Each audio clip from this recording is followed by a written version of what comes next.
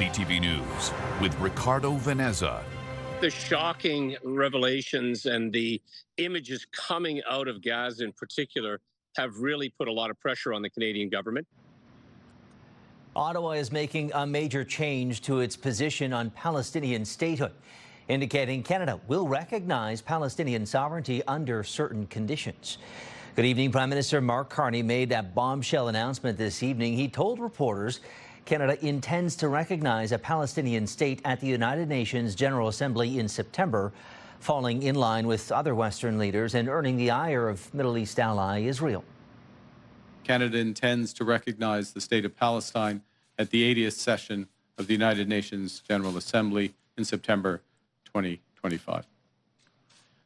This intention is predicated on the Palestinian Authority's commitment to much-needed reforms, including commitments by the Palestinian Authority's President Abbas to fundamentally reform its governance, to hold general elections in 2026 in which Hamas can play no part, and to demilitarize the Palestinian state.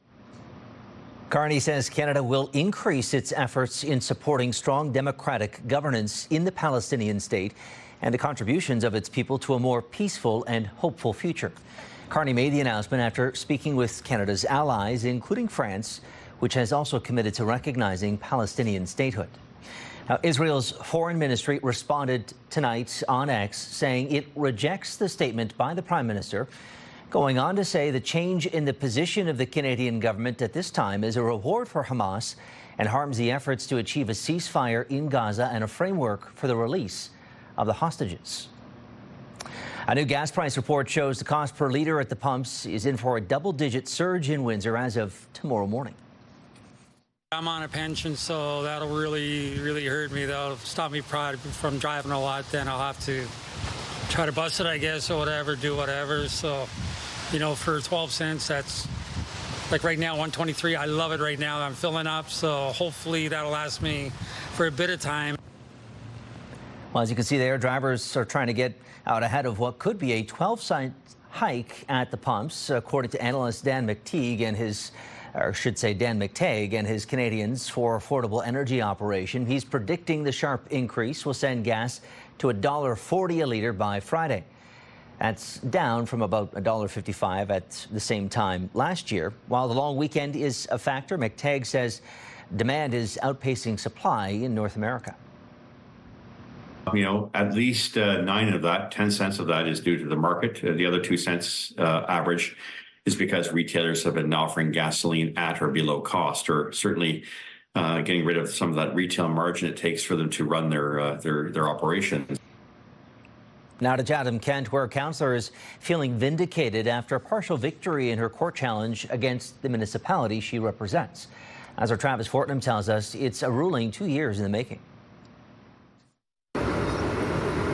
After nearly 2 years of political drama, Chattam Kent Councillor Rhonda Jubenville is celebrating, at least in part, a win. I'm very happy. I'm pleased with the decision. The decision she is talking about comes from a panel of Ontario judges who overturned part of a report that led to her being suspended without pay back in 2023. Chattam Kent's Integrity Commissioner found Jubenville breached Council's code of conduct over a failed motion to limit which flags fly at municipal buildings, a motion she says was misunderstood. In my opinion, I feel like my motion was hijacked, and some people felt that I was targeting them, but that was never the intention. After the motion was defeated, Jubenville made a series of social media posts, which the commissioner ruled were inappropriate and warranted a 3-month pay suspension. But those judges have now overturned part of that finding, ruling it was unreasonable to say councillors can't keep advocating after a vote or speak out on issues beyond council's control, though a separate finding still stands, that some posts crossed a line into abuse or intimidation. I would have been happy if I was completely exonerated, I guess you could say,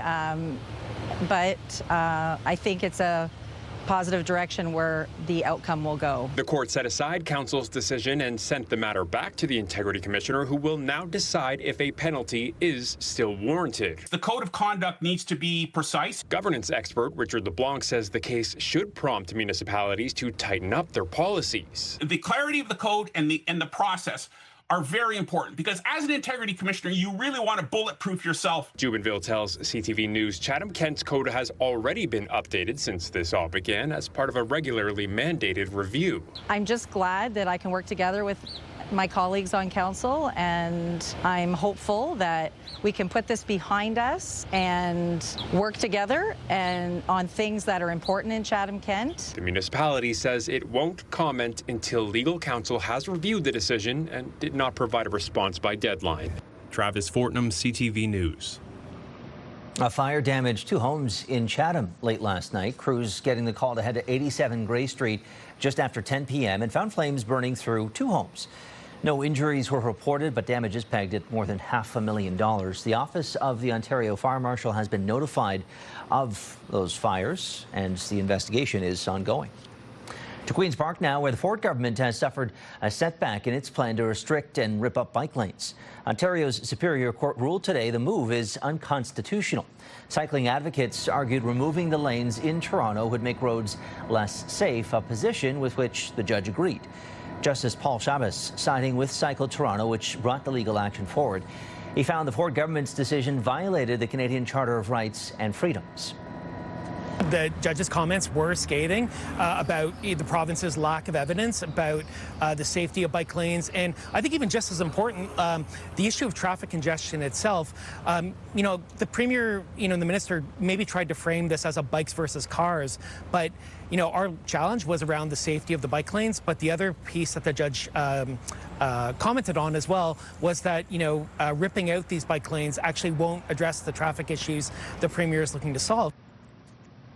The government, through the Transportation Minister today, responding, saying we were elected by the people of Ontario with a clear mandate to restore lanes of traffic and get drivers moving by moving bike lanes off major roads to secondary roads. To deliver on that mandate, we will be appealing the court's decision. The Ford government today also ripping up its $100 million contract with Elon Musk's Starlink internet service. But it won't say how much it's expected to cost the public purse. The deal was supposed to provide internet to around 15,000 homes in northern Ontario. The province will now have to pay an unknown fee to break that deal. Now, the agreement came under fire as part of the trade tensions with the U.S. earlier this year, especially as Musk was serving in the Trump administration at the time. A government source tells CTV News the fee to break the deal was significantly less than the full value of the contract. Meantime, contract talks between Unifor and Titan Tool and Die in Windsor are not going well, according to the union. The shop was at the center of a dramatic dispute tied to fears sparked by the U.S.-launched trade war that saw workers block truckloads of equipment headed stateside in April. The company successfully argued in court the equipment was contractually obligated to be returned to its American owner. About 20 people are still working at Titan, while another 40 are on layoff. Unifor Local 195 President Emile Nabut says negotiations have not improved since and warns if there isn't a change, the company should expect a long labor fight. Well, more now on the issue of youth unemployment in Windsor, Essex. As we've previously reported, the problem has been identified, and now leaders are offering some solutions. Workforce Windsor Essex says a $189,000 Trillium grant will mean new initiatives to help young people find work. CTV's Bob Belichico reports. I put over 100 applications in. And nothing? No, nothing. Batista Cervini didn't let that deter him. The 16-year-old started washing cars in his driveway. I had to be the job myself. Word spread, and Ross Hickling, who had been looking for help for almost a year, offered him a job on the spot. Of course, you're going to hire him right on the spot. He's energetic, he's passionate. I got some job offers, and I really liked this place here, and I accepted it here. A new website was launched earlier today by Workforce Windsor Essex, which will essentially centralize opportunities and positions that are available for students, youth, and teenagers like Cervini. This website will also help business owners who have positions that are vacant. The portal is a one-stop shop linked to the Workforce Windsor Essex job page. If I had an app to go to and there was young people that were looking for work and training, I'm there. A lot easier to work with that. Currently, there are up to 80 jobs available that don't require post-secondary education or prior work experience. The goal is to ease the exploration process and allow youth to find resources as easily as possible. Usually if you go to a job board, you'll see thousands of jobs, and none of them are jobs that youth can apply for. They're underqualified or they don't have the education. So we just remove that barrier completely. The portal will help connect youth with community resources, including mental health, housing, health, and safety. An oversaturated market can leave overqualified workers taking youth-focused jobs. Now, according to project coordinator Mikhail Fakhreddin, there is a misconception that this generation is comprised of lazy workers who may lack soft skills like communication, teamwork, and adaptability. Sometimes it is really just a preconceived notion that they don't work as hard as adults, or this generation doesn't work as hard as the last, but that we find that with every generation. The youth unemployment rate is on average 2.4% higher than the unemployment rate for those 25 and over. Batista admits the job market isn't easy, but says you have to persevere. Everything does work out in the end. Bob Belichico, CTV News. The City of Windsor says the new Legacy Beacon feature along the waterfront has attracted more than 19,000 people in its first 3 months. The beacon features a refurbished Windsor streetcar, of course, and a pavilion alongside a 10,000-square-foot patio along the waterfront near Caron Avenue. City says the attraction is bringing both planned and unplanned visits looking to learn about its transportation history. And over on our website, we have the latest details on Windsor's Ward 2 by-election. That includes the latest candidate to step forward. Brian Green is looking to fill the vacancy. You can find out more about the candidates and the by-election process at ctvnewswindsor.ca. Well, after the break, Gary Archibald joins us for a look at some stormy conditions headed our way into tomorrow. Now I get to chase my kids and say, don't make me take my foot off. Still ahead, our Michelle Molesky reintroduces us to the Windsor woman filling out her new foot and a new lease on life. CTV meteorologist Gary Archibald joining us now for a check of the forecast. Gary, we got a taste of the rain today. Tomorrow, it sounds like we're getting the main course. You're right about that, and I like how you put that. A bit of a taste, perhaps an appetizer, and the main course could be a significant one. We're talking about rains early tomorrow morning, pre-dawn, and much of the morning and early afternoon likely gray and wet and cooler. Today was the last day of this stretch of very warm air and humid air. 30.3 degrees Celsius. We were 2 to 3 degrees above seasonal across parts of extreme southwestern Ontario. And then, of course, all of this rain draped across Michigan, worked its way west to east. Late this afternoon into the early evening, we are still looking at the potential slight risk of nocturnal thunderstorms within the vicinity. But I think tomorrow, especially in that morning, it's a soggy start. Possible afternoon daytime heating could elicit some very light showers and thunderstorms across Michigan and upper Ohio Valley. Will they make their way here? Well, it remains to be seen. The good news is we'll cool off tomorrow afternoon. I think by 5 o'clock it'll be mostly sunny after the morning showers, and we'll see a temperature in the mid-20s, feeling just a few degrees warmer than that. Most of the rains, of course, falling right across extreme southwestern Ontario. Embedded thunderstorms are still possible for our friends in Chattam, Kent. You're likely to get the worst of it in terms of the heaviest amounts. Localized pond down area roads, even some flooding is a possibility over the next 12 to 18 hours. 16 degrees projected as our overnight temperature. That is technically tomorrow morning before dawn. That is cool. And amazingly enough, below seasonal. Normally it'd be closer to 17.5 degrees Celsius. It's windy this evening. It will be windy tomorrow morning and through much of the day, the morning and afternoon period. Here's the breakdown for Thursday for Windsor, Essex, Chattam, Kent. Similar looking details. The morning's wet and windy, 17 at 8 o'clock, up to 19 at noon. Still windy. Showers probability for the morning through the midday 80% chance of an occurrence. 24 and mostly sunny, feeling like 28. Still windy, though. Sustained winds 20 to 30 with gusts 40 to 50 for much of the early start of the day through the early afternoon. So where do we go from here? Well, more sunshine and still cool-ish Friday and Saturday. Beautiful day. Sunday, Monday, that's the holiday, 28 and 28 apiece. The next 4 days, wow, that's great. Even Tuesday, Wednesday of next week will climb a bit. Temperatures into the mid to upper 20s, but still sunny. Enjoy it while it lasts, of course. Okay, Gary, thank you for that. Yeah, shaping up to be a nice long weekend.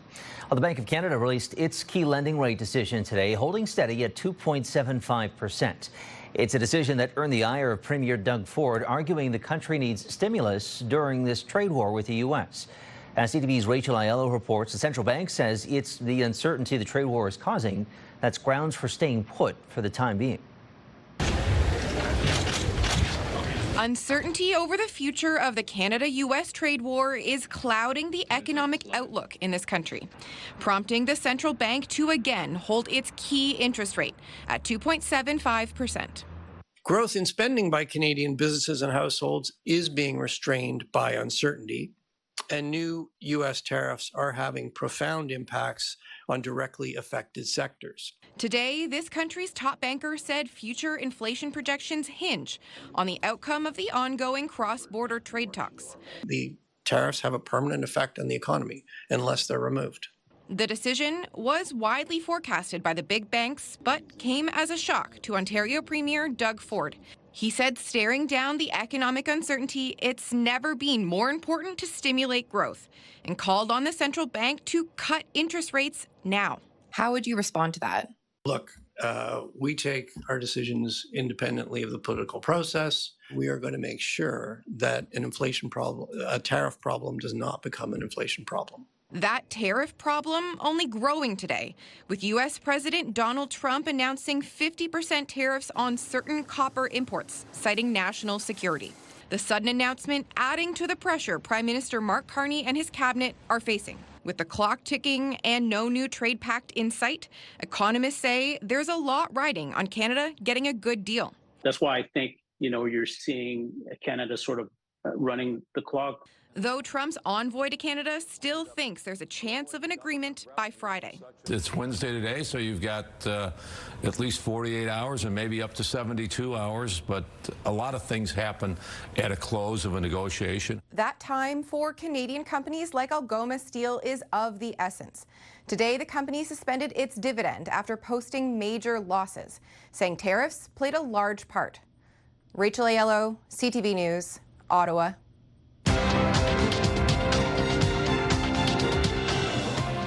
The markets are responding to that uncertainty and the copper decision from the White House. You can see there the TSX dropping 169 points while the Dow slides 171. The tech-heavy NASDAQ, though, climbing 31 points today. The dollar down again as well, to rest at 72.41 cents U.S. A big drop-off for gold, more than $28 an ounce, while oil continues its climb up another 79 cents a barrel. Discussion here at Windsor City Hall. Windsor's top stories. A major project is about to get underway. Breaking news alerts. Severe weather is a possibility. And watch live. Good evening, and thank you for joining us. Download the CTV News app. Start your day with the latest local news. By signing up for our newsletter, you'll get direct local content straight from CTV Windsor to your inbox, including top stories, the forecast, and videos. You can sign up at ctvnewswindsor.ca. Windsor police are urging vigilance and best practices for car owners following a one-week surge in auto theft. That comes as both local and national data show an on-the-whole decline in stolen wheels. CTV's Stephanie Mazzotti reports. Police in Windsor are calling it a concerning trend. It's happening all across Windsor, not in one area in particular. During the week of July 22nd to the 28th, officers responded to 11 vehicle thefts, a 57% increase compared to the same time last year. 6 of those vehicles were left unlocked with the keys left inside. This remains one of the most common ways that vehicles are being stolen. Police calling on the public to be vigilant. The loss is covered by insurance, even if the keys are left in the vehicle, but only if a driver has comprehensive coverage. But a lot of times we have personal belongings in our car. That's not covered under your car insurance. That's covered under your property insurance. So then now you don't have one claim, you have two claims. So it's not something you want to deal with. Police confirm 9 of the 11 recent thefts were recovered. To prevent this hassle, there are some simple steps to take. Always ensure that your vehicle remains locked, even if you're stepping away for just a moment. Never leave your vehicle running. And never leave the keys or the key fob in the vehicle. And you always want to try to park in well-lit areas when possible, and you want to try to utilize parking garages and secure parking facilities whenever possible. On a broader scale, since the beginning of 2025, Windsor Police recorded 350 vehicle thefts. That is slightly down from 374 reported at this time last year. Police are reminding the public, if you do witness a theft in progress, call 911. If there's no indication the suspect is still around, call the non-emergency line and report the incident online. It's easier to be, safe rather than sorry. Stephanie Mazzotti, CTV News. Thousands of Canada Post workers have until Friday to vote on the Crown Corporation's so-called final offer. Two sides are still at an impasse in labor negotiations, and as CTV's Pat Foran shows us, the national mail carrier appears to also have some challenges away from the bargaining table. Ethan Thorogood of Toronto has volunteered to help children's causes in Africa. He decided to go to Kenya and Ghana for 3 months this summer to continue his humanitarian work. In the spring, he used Express Post to mail his passport, proof of vaccines, and other documents to the Ghana consulate in the GTA. I checked back a few days later to see where it was at, being delivered to the consulate, and it was lost and nowhere to be found. Once the documents were officially declared lost, Thorogood had to scramble to replace all the missing paperwork at an additional cost to him of $750. Cost a lot financially and certainly emotionally as well. He was able to get new paperwork in time to make the trip. Canada Post gave him $100, the maximum insurance for Express Post. His mother, Lara, felt he deserved much more. He's going to volunteer, and that $750 would come in very, very handy, either towards his flight or helping the kids while he's there. A Canada Post spokesperson told CTV News, "We apologize to the customer and recognize the importance of meeting the expectations of Canadians across the country." This is actually the registered mail tag. Sarah Isaacs of Mississauga had to mail confidential documents in February for a family member. They were medical records for her insurance company. Because it's confidential medical information, I said I'm going to send it through Canada Post as a registered letter. Isaacs kept checking to see when her registered letter would arrive. More than 5 months later, Canada Post still has no idea where it went. They lost my letter. And now they're basically saying they refuse to do anything about it. Canada Post told CTV News, "This is an unfortunate situation, and we apologize to the customer that their registered letter still has not been delivered." Canada Post says it takes it very seriously whenever a letter, package, or parcel goes missing. Isaacs is frustrated her family's private documents have disappeared. You can't lose registered mail. That's absolutely insane. Pat Foran, CTV News. Pure Country 89, Windsor's country music station. Pure access to the biggest stars and the hottest songs. Download the free iHeartRadio app to listen to Pure Country everywhere.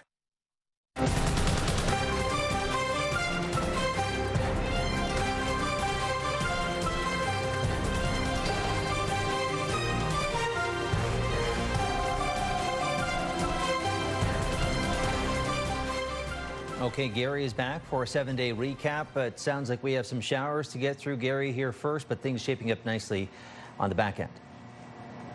You're right about that. And by back end, as we head into Thursday afternoon, evening, Friday, Saturday, Sunday, Monday, Tuesday, even Wednesday of next week, we're likely fair. And by fair, I mean sunny. and even the temperatures are more, well, hospitable. Humidity levels will drop after the rainy day Thursday. By the way, speaking of dropping temperatures, with this cold front, the leading edge of cooler air introduces across the region mid-20s, 24 followed by 24, then 26. We'll be up to 28 Sunday through holiday Monday, and then 28, 26 Tuesday, Wednesday. But look at this. 6 days in a row of sunshine. That icon can never get enough of it, just as long as the temperatures aren't too offensive. That's a look at your weather. Good night. Okay, Gary, thank you for that. Well, finally for us tonight, we caught up with a Windsor woman we met back in March who had her leg amputated following a crash in Chattam, Kent. As our Michelle Molesky shows us, almost 10 months later, she's back at it with a new leg and a new appreciation for the little things. Now I get to chase my kids and say, don't make me take my foot off. Kim Labonte lost her right leg in October 2024. Less than 10 months later, she's learning how to live with a prosthetic. It's kind of a love-hate relationship so far. Love because of this. I can finally do the stairs. I love that I can stand up and walk and stand up to put my clothes away and just stand up and walk. Labonte quips she's forgotten how tall she is. When we are out and about and I'm in my chair, I'm at everybody's butt level. When I finally get to stand up, it's like, oh my God, that's what it looks like up here. On the other hand, her phantom pains are back. My leg hasn't had any weight on it for 9 months. When I put it on in the morning, even though my toes are silicone, I feel my toes move. It's exhausting learning how to walk again, she says. 3 blocks does her in, but she never gives up. I got my driver's license back. I can now drive with my left foot. Labonte is waiting on the insurance company to settle her claim so she can buy a new car and get back behind the wheel, even though she says it was an inattentive driver who caused these injuries in the first place. Labonte hopes her story motivates drivers to focus on the road every time. I just want people to open up their eyes. It takes 1 second. I almost lost my life. In Windsor, Michelle Molesky, CTV News.